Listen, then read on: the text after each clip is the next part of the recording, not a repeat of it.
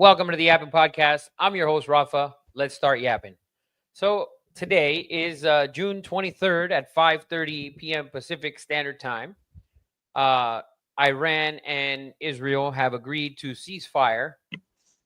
We know you don't want to thank the President of the United States, you liberal fucks, but you should because he made it happen. Whether you want to believe it or not, he made it happen. Couple bombs here, couple bombs there. We deflect some shit in Qatar. And by the way, people are saying, oh, because Trump came out and he thanked Iran for letting them know an hour in advance. In reality, what it was is they had to let the government of Qatar kind of know, hey, we're throwing some missiles that way, right? And it's just a scare tactic, it seems like, right? It's just sort of like a formal thing, like, oh, you shot at me, I'm going to shoot at you, so I can still make the 35% of Iranians there in the country who believe in that bullshit government believe that they actually did something, right? Something along those lines. But as of now, there has been a ceasefire by Israel and Iran, agreed to, yada, yada, yada. I know a lot of people, we didn't want to see it. I didn't want to see troops on the ground, basically, and that's what I think a lot of people didn't want to Same see. here. Same here. That's what I think a lot of people didn't want to see. And for the most part, it was never going to get to that, right? I don't think it was ever going to get to that because Trump doesn't want to get into a war like his previous predecessors have, right? Obama, Bush, Bill Clinton, Bush dad, all of them, right? So, I mean, Biden, we can't even say Biden did anything or didn't do anything because we don't even know if he was there. Well, he just let wars happen. That's yeah. It was just, an ongoing shit thing. Show. Right. Yeah. So I don't even count that shit as I don't even think when you put in the 46th president, there should just be a blank. Like it should just be. Can I ask you a question about this take that people have? They say Kamala Harris would have been so much better in this situation. Was Kamala Harris not the vice president of the previous administration who allowed 2 fucking wars to start? Yeah, but this is the thing that liberals believe. They believe that the vice president has no say in anything. And while they don't have the final say, and then they're, and if you clip this and people hear it, they're going to say, well, J.D. Vance didn't want to bomb Iran and Trump did it anyways. Yes, he did. But he did say something. Right. So, and there's been a ton of interviews where it's been Kamala has said numerous times that Iran, don't fuck around, Iran, because you're going to find out. If she would have been the president, we would have been at full-blown war, I believe, because she had that. She kind of basically said that, like, don't fuck with me, which is fine because it's rare to see that stance from a Democrat. So I actually applaud her for saying that. Right? You want to see? Let's get Kamala Harris's take on Iran, front and center. Let's see what Kamala has to say. Which foreign country do you consider to be our greatest adversary? Can you hear that, Rafa? Yeah. There's an obvious one in mind, which is Iran. Iran has American blood on their hands. Okay, this attack on Israel, 200 ballistic missiles. What we need to do to ensure that Iran never achieves the ability to be a nuclear power, that is one of my highest priorities. So if you have proof that Iran is building a nuclear weapon, would you take military action? I'm not going to talk about hypotheticals at this moment. Which foreign country? So she's 100% right. And the thing is that every Democrat leader has, put it this way, every politician, I believe, that has ran for president or is in the Senate for the last whatever amount of years, 30, 40, they've all had the same sentiment about Iran. So now, but all of a sudden, now that Trump does it, now the media has to give you a different sentiment. And if you actually look around, and I send you the clip, CJ, on Instagram, and I believe this was in London. It was an Iranian man, and he was out there, and he basically was addressing Trump and the United States and saying, hey, don't basically saying, don't fold to Iran, put the fuck to them. We want that regime done with. We want to be back in Tehran in a year, celebrating this because Iran, like many countries, North Korea, Cuba, some other countries, that the people live elsewhere, whether it's in England, whether it's in France, whether it's in Spain, the United States, those people want to be able to return to their country as kind of like the way they're living now, whether they live in the United States or in England or whatever, with a freedom basically, and they Here's don't that have clip, Rafa. in Iran. So not to the full extent, but there here it is.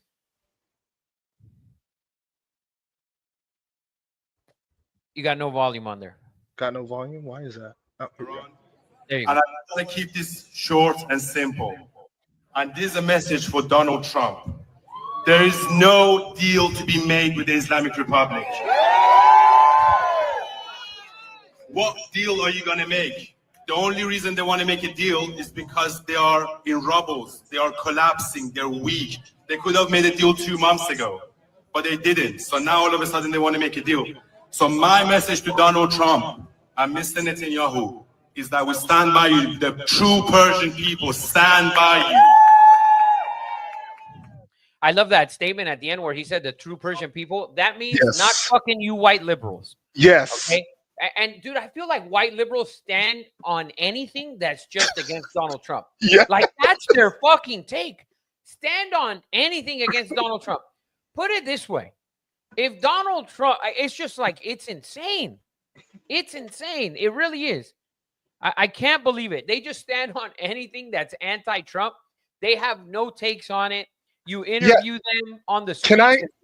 Rafa, to that point, I need you to address this Obama comment section on our Instagram that President Obama deported people, quote unquote, legally. And I just feel like they're just making an excuse that doesn't make any sense. So this man deported 3 million plus people. CJ said 3.5. I gave you a smaller number. I said 5. Okay, you said 5 million. I gave you a number of 3 million. 3 million people with due process, with the amount of criminals that we have in this country, okay? And I'm talking about, and if we look at the deportation numbers, which we don't have them, and I don't know if we can break them down by city, right? But if we look at that, let's just take the biggest cities in the country, right? Let's take with the most immigrants. We'll take LA, Miami, New York City, right? With the most illegal immigrants, it's probably those 3 cities. Maybe Houston, Texas, maybe Phoenix, Arizona, right in there. Those cities are ridiculously large. And when you have LA, Miami, and New York, crime-riddled cities all the time, Miami being the third of those 3, right? LA is probably number 1 in crime, New York maybe number 2, and Miami would be number 3 of the major cities. Regarding pending immigration court deportation cases, Miami-Dade County is first, Cook County in Illinois, Chicago is second, and LA is third. Okay, I'm talking about just basic crime. I'm not talking about I'm just talking about basic crime, right? Yes. So imagine that crime and then immigration cases. And we're talking about 3 million people. You think 3 million people went to court? You think 3 million? We'd be backlogged until fucking 2040 if Obama gave 3 million people due process. And I actually posted an article today, which was written, I think it was January 6th of 2016. And it's not written by any Fox News or anything. And I don't know if you can pull it up on my Instagram. CJ actually made a post about it. But it is where it's basically Obama's administration deporting people without due process. That is the article that was written. And that was January 6th of 2016. Okay. Obama was still the president entering his last 370 days of or 380 days or whatever left, because he gives up the presidency on January 20th. But there it is. Obama administration crackdowns on immigrants, ignores due process, creates communities filled with fear. Look at when this was written, January 6th of 2016. And by the look of the page, you can clearly tell it's not Fox News. Look at that. Do you think people gave a fuck about that post? Nope. No, of course not. Because it doesn't fit their agenda. It doesn't fit what the media is telling you today. And Instagram wasn't a big deal. TikTok wasn't even, I don't even think it existed at that time. No, it was so, something else. Yeah, so social media was not at its peak the way it is today. But that was going on in January of 2016. So you idiots are going to think that due process was being served? Are you kidding me? Do a little bit of homework, please. Before you come at me in the comments, do just a little bit of homework. Just use Google, and you can. And now, by the way, there was a comment where, oh, Google's ran by the government. All of a sudden, it's ran by this government. It wasn't ran by the government in the election. Google of is not 2020? ran by the government. It's the open Of course web. it's not, CJ. Of course it's not. But these motherfuckers, they come up with anything that doesn't fit it doesn't fit what they're talking about. That's the thing. It doesn't fit what they like, so they're not gonna look it up. That's what bothers them, and that's what bothers liberals. That's what bothers Democrats. That's what bothers these Mexican American Democrats who believe that Trump's doing this service, this injustice, when Obama did the same thing. You didn't see it on the streets because not everyone was on social media posting it. They didn't know. Put it this way, bro, there's a lot of people who still don't know how to use it. Yeah. Okay? So imagine me being one of the motherfuckers. Okay. But you also got to take into account the way that media is so much different from 2008. Like, we have Joe Rogan, we have Barstool, we have Tucker Carlson. We have so much independent media that's not Fox and CNN. That's like, I don't have to go get your bullshit information. That's just going to give me the Democrat and Republican talking point. Right, but people don't care to do the research. Right. And that's the thing, that people don't do the research. That the same thing with this Iran thing, with the bombings. Trump did the same thing in 2020 when he killed, Abdul Soleimani. Yeah, when he killed them in Iraq. What did Iran do?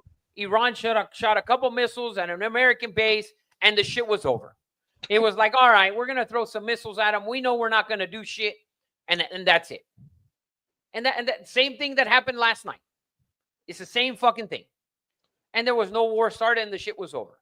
There was actually a video posted by some soldiers in Qatar, some American soldiers, hooting and hollering and cheering, saying, look at our shit, but burning down these missiles. They can't fuck with us. So, like, come on now.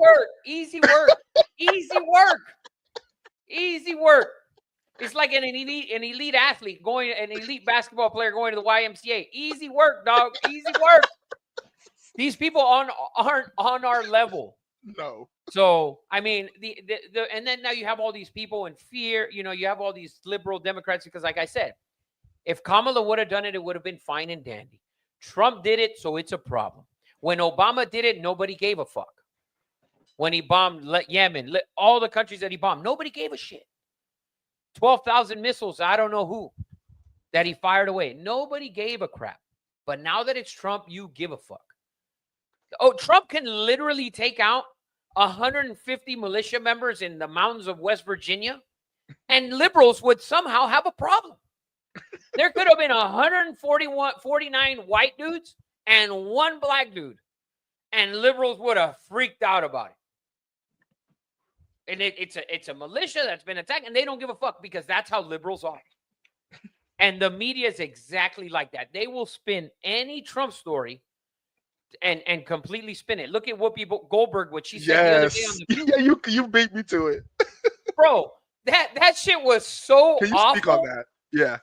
She said that the people in Iran are treated the same way as black people are here. We're comparing the women in Iran to the black people here.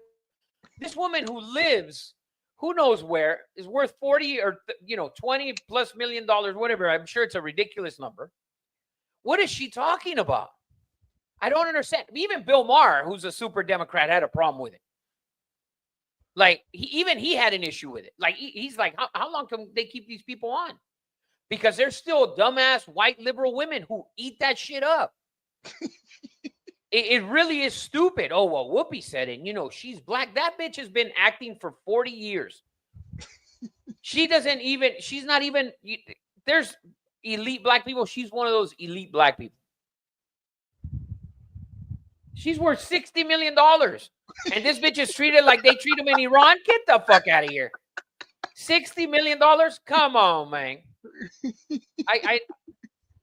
It's ridiculous. And people believe that shit. People eat it up. They eat it up. Eat it up.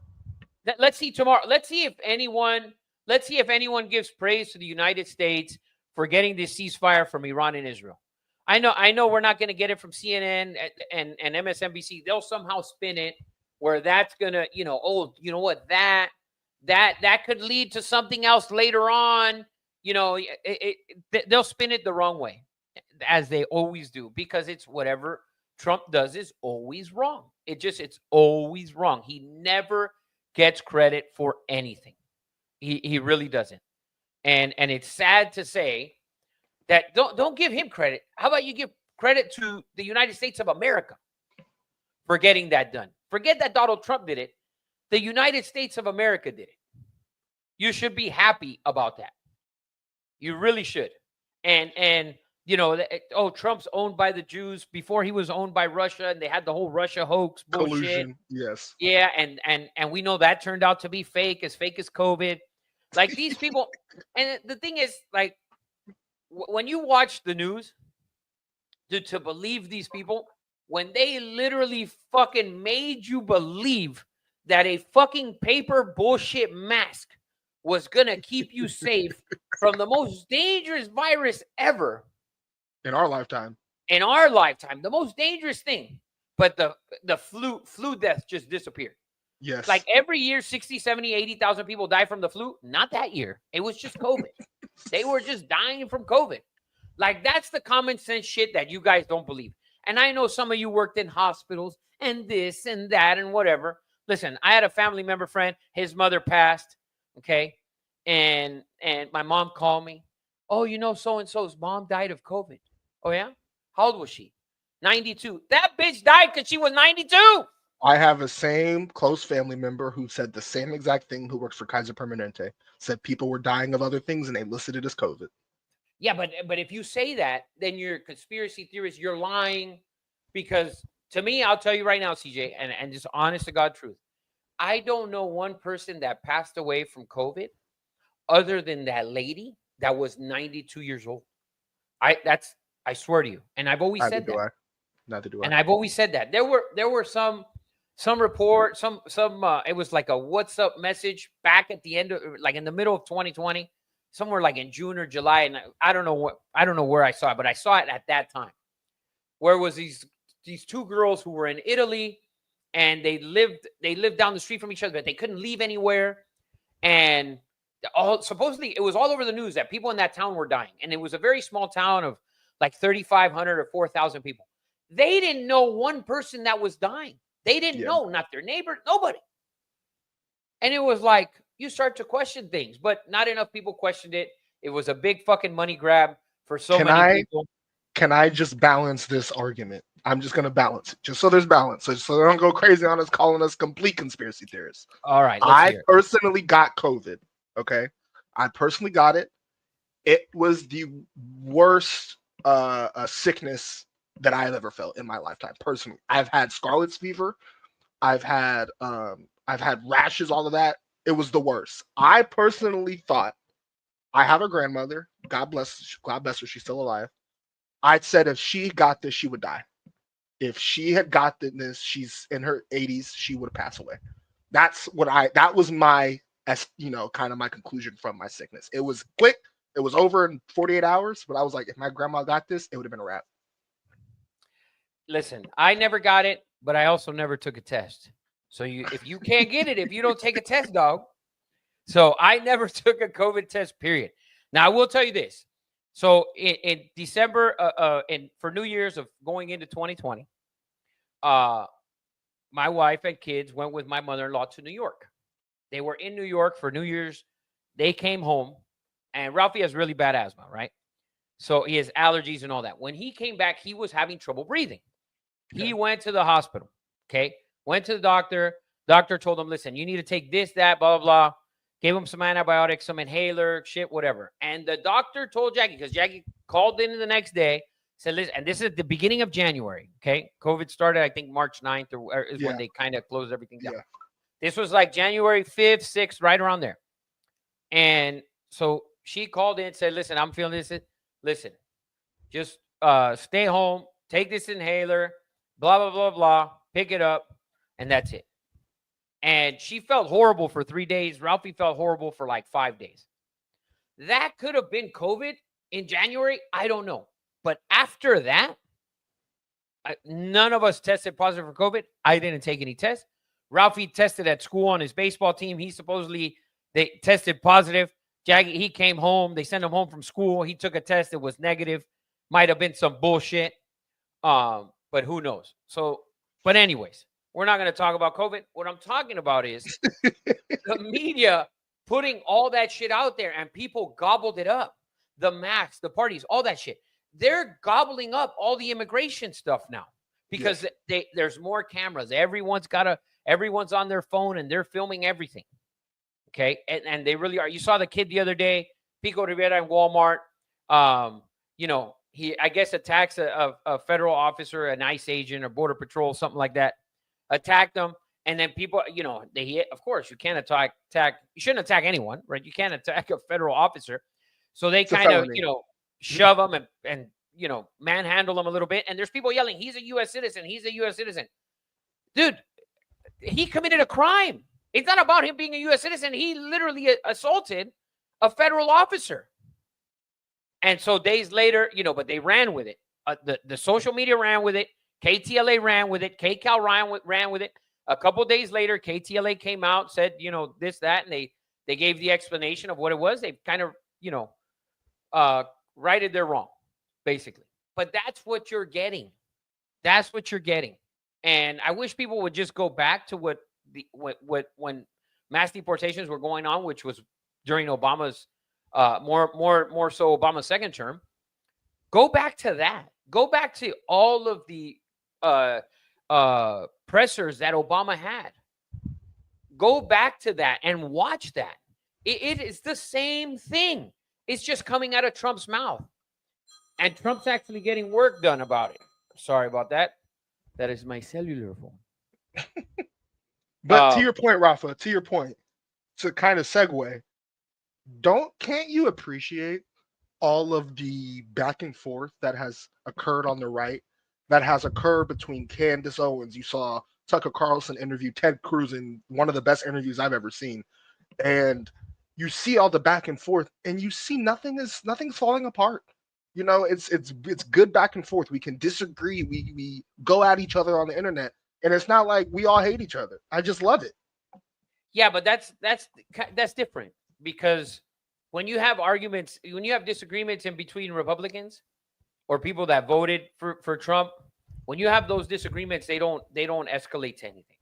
When you have disagreements with people that just absolutely hate Trump, they disown you. They stop inviting you to parties. All of that happens. Literally, it happens with family. That literally happens. Well, I was at a party on Saturday. Almost everybody there was Republican, right? A couple of Democrats here and there, but they didn't get involved because they were outmatched. So they didn't get involved. But we were arguing back and forth. And we're Cuban, so we're loud. We're louder than everybody else. So 100%. So, but we're discussing back and forth. It looks like we're at full blown fucking argument, hating each other. But at the end, it's done with, and that's it. The argument's over. We go about the rest of the party. You have an argument with a liberal like that, and it turns into a fight. It really does. And then guess what? You're not invited back to the next party. You're not my friend anymore. You're not my aunt anymore. You're not my uncle anymore. That's what it kind of gets to. It really does. And that's the problem. And then, you see some of these people like John Legend. He was the other day, because Trump's divisive. Trump doesn't divide. He's not dividing anything. You're dividing. You're doing the dividing. All the Democrats are doing that. Every time Maxine Waters steps up to a podium, she's dividing. Every time AOC steps to a podium, she's dividing. Those are the people that divide. Please look it up. Do a little bit of research. Go and watch them. Trump doesn't sit there and say, we're going to attack Democrats. You see them on the streets, attack them. Go insult them. Go into their restaurants. You don't see him doing that. We don't see Marco Rubio doing that. Ted Cruz, as dumb as he is. We don't see that. We don't see any of that. So, I mean, but at the end of the day, it really, and when you see these interviews on Instagram, CJ, you see a lot of these people go to these rallies, these protests. these Democrat protests, and then they're just asking them basic questions, and they're flustered. They get flustered and they start to insult. And they start to insult these interviewers. And they go out there and they're doing their own media, right? And they're creating their own content. And they're giving you a look of what these actual protesters believe or don't believe or don't even understand most of these things. Like there was a guy the other day interviewing a Queer for Palestine rally. And he interviewed these two ladies who were both queer. They identified as queer, lesbian, whatever. And he said, hey, did you know this, this, and that? And she says, both of them genuinely said, I didn't know that. Thank you for bringing that to light here. But those are things that was a peaceful one. But then you get those other ones where, oh, yeah, you don't know what you're talking about and blah, blah, blah, blah, blah, because they don't do any research. They really don't. And it sucks because your phone is a fucking computer. You can literally look up anything. And you don't have to look up the first article on Google. Look up 10. When I see news, I don't go straight to Fox News. I do Fox News. I do CNN. I want to get different angles of the story and then put what seems to be fucking common sense. That's how I view the news. So I don't just take one person's outlook on it or one news station. I look at what's on Instagram. Well, okay, these guys saying this. Let me look it up. That's why I always send you stuff. CJ, is this real? Yeah. And you'll kind of do a little bit of homework. Let me know that shit ain't real. This is real. It could be real. Right. Right? Because I want to know. And before I say something, I want to know.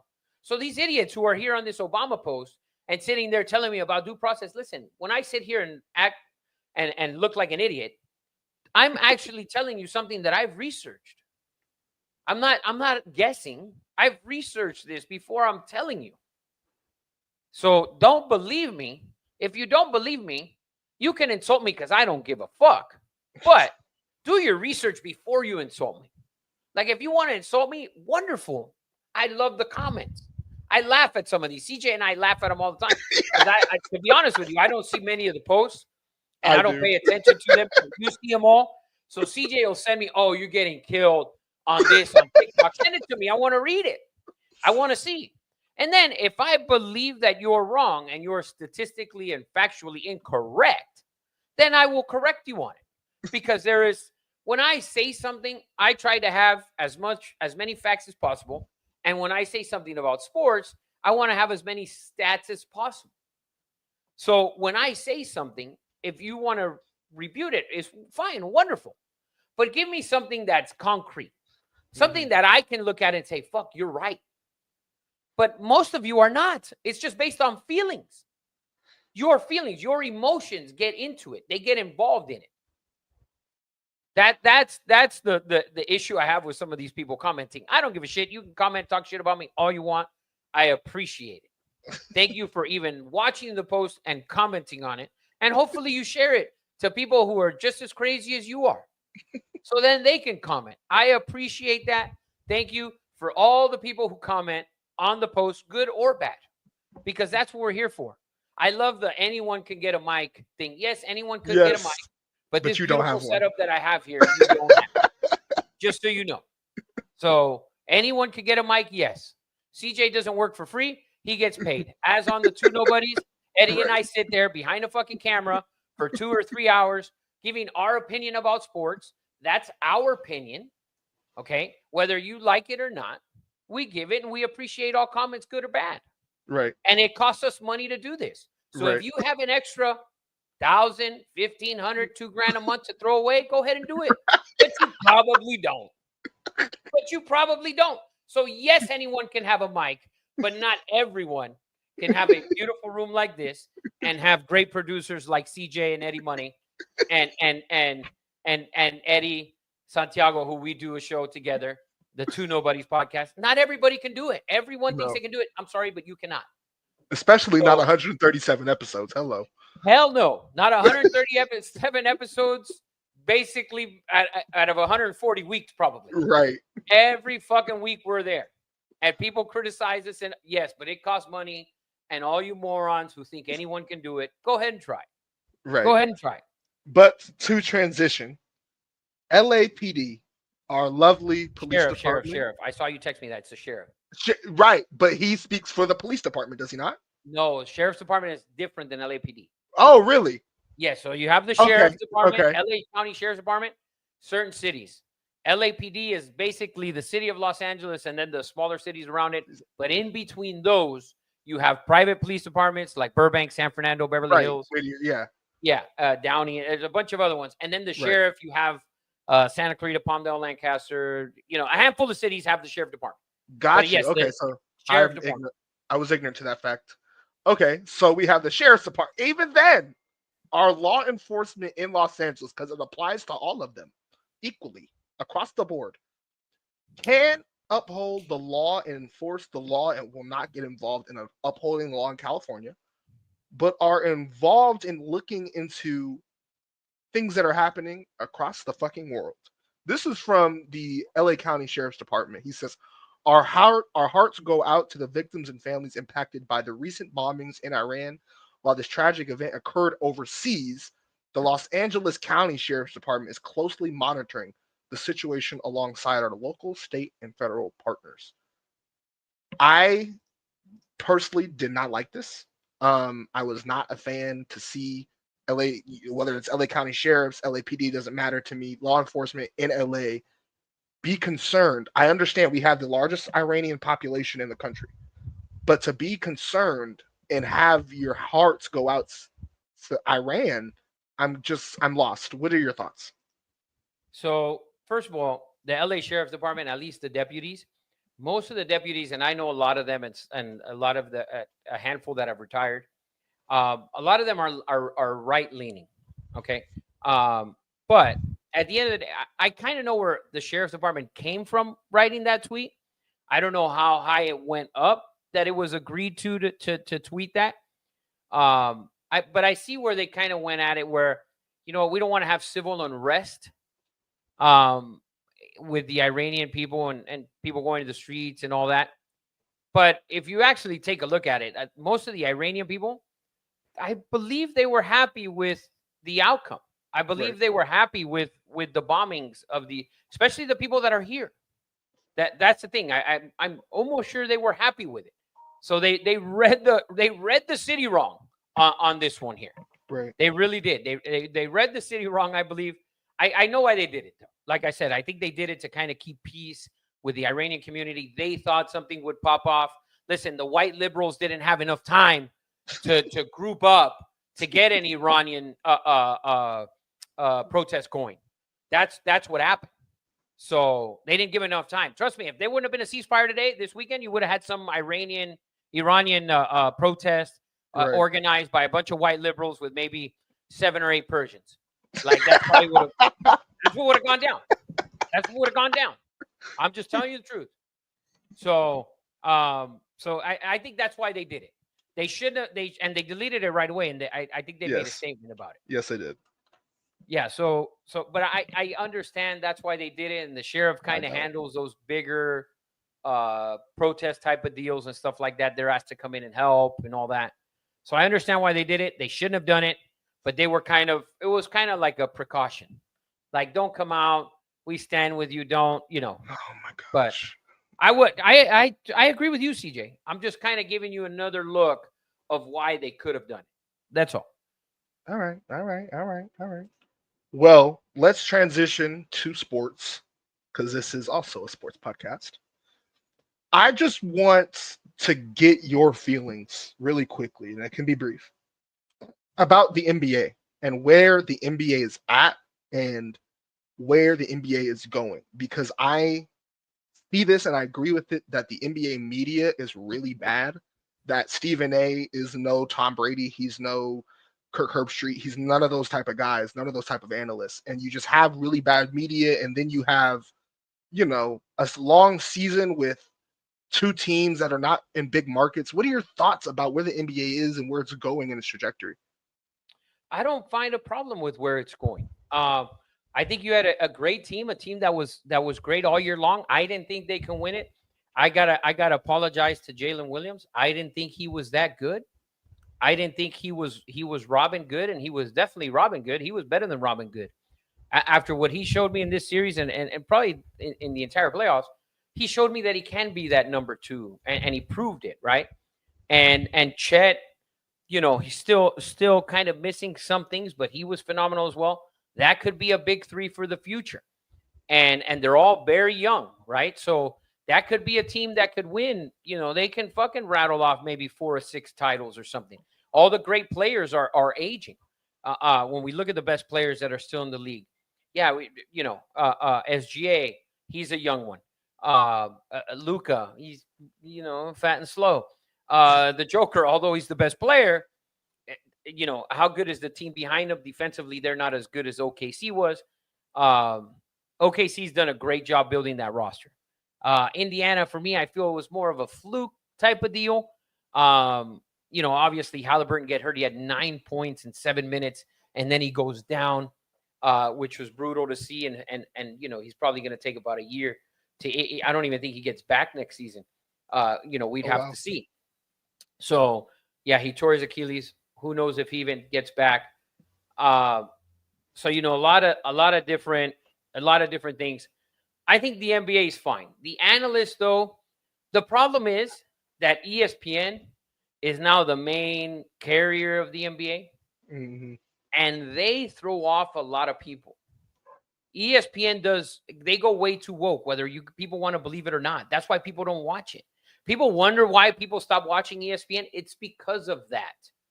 It's because you fired Mark Jackson and Jeff Van Gundy, and you brought in Doris Burke, who, fine, she's great, just not for the NBA Finals. Right. I don't want to see her in the NBA Finals. Not because she's a woman. No, because she's not fucking Jeff Van Gundy. That's why. And, now I guess they're bringing on Shaq and those guys or whatever. Yeah, we'll see. But at the end, I like the NBA. I still enjoy it. To me, it's my favorite sport to watch. I'll be honest with you. I enjoy it the most. And I'm a baseball guy, and I love college football and the NFL. I love the NBA. I love basketball more than anything, I think. So I love to watch it. And great job to the Thunder for winning the title. Good for them. They have, I think, a roster that if they can keep together, and I think they will, for the most part, maybe one of those guys wants to get paid a shit ton of money. They'll deserve it. And if they go on, they go on. But I think they can compete for a long time. Houston just added Durant, which we had talked about a month ago with Ryan Holmes on the Two Nobodies podcast. We both thought Durant was moving. I thought Houston. He thought Minnesota. But it ended up being Houston. Great trade for Houston, but where does that put them? They gave up Dylan Brooks, who's probably one of their best defenders. All of the. I think the NBA is going to be just fine. I think this week in the NBA, you have the draft in a couple days. I think it's going to be great. I still think Devin Booker moves from Phoenix. I think the Lakers make a move. There's going to be plenty of offseason movement, I think, in the NBA. I think when you see the Thunder win and Indiana get to the finals, you have to believe, if you're, Luka and the Joker and the Celtics and even the Knicks, like, we could have been there. We could have won that title. We could win that title this year. And we usually don't see that. When it was the Warriors and the Cavs, it was like, it's the Warriors and the Cavs, and there's nobody fucking getting there. Like, the Celtics could threaten, but they weren't getting there. But now it's just, we've had different champions every year since basically 2019. We've had Golden State, the Lakers, Milwaukee, Toronto. I'm sorry. You had Toronto, the Lakers, Milwaukee, Denver, the Warriors, the Celtics, and now you have the Thunder. So the league has more parity, I think, than it's ever had before. And so I think it's in a good place. The media and the analysts just suck. They just suck. They hate the white players. They don't want to give credit. And you see Perkins never gives any credit to the Joker. You see Shaq downplay the Joker's greatness. Oh, I would cook him. All right, maybe. So, and that's the problem, that most of the media is these older players who don't want to give credit to these younger guys. That, I think, is the issue. And a lot of these older guys that watch the NBA, 45, 50-year-old men, they prefer not to watch because they don't believe that the product is better. The athlete is definitely better in every sport today than it was 20 years ago and 30 and beyond. and they fail to appreciate it. And that's the problem I think the NBA has. I don't have a problem with the Thunder and the Pacers in the finals. I really don't. But that's my take on the NBA. You got some college stuff for me? Yeah, man. So to end it off, because I do gotta run. You're not running. You just got something to do because you haven't run. Motherfucker, I was easy. motherfucker. Go I ahead, was go on ahead. the treadmill yesterday. Motherfucker. The NCAA is deciding whether to allow coaches and players to bet on games. And give me the parameters of this. let me pull it up because I think this is nuts. And I don't understand how it could be true. So according to Sports Illustrated, a proposal to allow NCAA athletes and coaches and staffers to bet on pro sports is expected to be voted on this week. So they're not betting on their own sport, obviously. They're not allowing college players and coaches to bet on college sports, but they're allowing them, or they're voting to allow them to bet on professional sports. I have a lot of issues with this because it's a very simple explanation, but I would love to hear your take first. I think we talked about this on Two Nobodies like a month ago, or maybe a month and a half ago, where we all thought it was a bad idea. And the simple fact, your roommate, a good college teammate that ends up going to the NFL or the NBA, and you have a tight relationship with him. Now you get inside information, and then now you're able to gamble with that information. That right there should be the easiest part of no. You cannot do it. Bottom line, you can't do it because they have relationships. Imagine you're a roommate with a guy for 2 years, or you're playing alongside a guy for 2, 3, 4 years. You develop great relationships. You hang out in the summer. You work out together, whatever. And now the season starts, and hey, you know what? He's not on the injury report, but he's really hurt really bad. He might not play this weekend, or if he is, he's going to be limited, whatever. And then now, information is going to get passed down, and that's where you're going to have a problem with it. And so I don't think it should happen at all. 1000%. That is the exact reason, like you said, I don't even have to explain it. You have friends and they go to the league, and now your best friend is texting you, "Hey, bruh, Saquon, his calf is hurt, cuz he ain't gonna be playing that great. Yeah. You might not want to bet on him." That simple as that. It's that simple. So or Saquon's gonna be at 60% today. Right. He might only get 15 touches today. All right. Well, Saquon's only getting 15 touches. Let me take under 91.5 rushing yards on Saquon's touches today because he's not feeling great. And even if he's averaging 5 yards a carry, he's at 15 touches, 75 yards. He could surpass it. He could break one out. Right. But statistically speaking, he more than likely will not. So when you get information like that, or you know what, CeeDee Lamb today is not, he's hobbled this weekend. He's not gonna run, whatever. He's gonna be in on 70% of the snaps or whatever. All right, well, CeeDee Lamb over under on receptions 8.5. Take the under. It's yardage over 1.5. 101.5, 110.5, 99.5, whatever. Take the under because you have inside information that he might not hit that. So, and people, if you post this, people are going to contradict. Well, what if he hits it? What if he breaks one or whatever? Yes, all of that could happen. Right. But you have information that most likely it will not happen. That's why Vegas has guys that they cut off. Guys get cut off in Vegas. People don't want to believe that. There's actual people, of course. There's people that get cut off in Vegas. If you get hot, Vegas will cut you off. That's bullshit. Vegas will cut you off. If you get hot, you can't play in this casino. That's how it works. That's exactly how it works. And it happens in sports more than it does at the tables. Legal. Of course it's legal. CJ, they're not, it's like, listen, if you have a local bookie, right? Whatever state you're in, if you have a local bookie and you're playing with a local bookie and you're beating him and you're betting XYZ games, there's information that comes in that will say, you can look it up you can Google it, you can look it up on Vegas Insider or whatever. It's called sharp action. So if you have sharp action and you're taking it, Vegas is not taking that action. So Vegas, anytime you put in a bet, the bets register over a certain amount, right? Some casinos 500, some is 1,000, some is, you can't just walk up to a window with 10 grand and put 10 grand on this without them questioning it, right? And they'll look at it, they'll probably take it, but the next bet that comes in for that amount, they're going to look at it again. And if the action's sharp, they're gonna do research and see where it's coming from, because it may be not coming from you. These guys have runners, and they'll run and they end up moving lines, and they'll put 1,000 here and 1,000 there, and then all of a sudden there's a $3,000 bet the other way.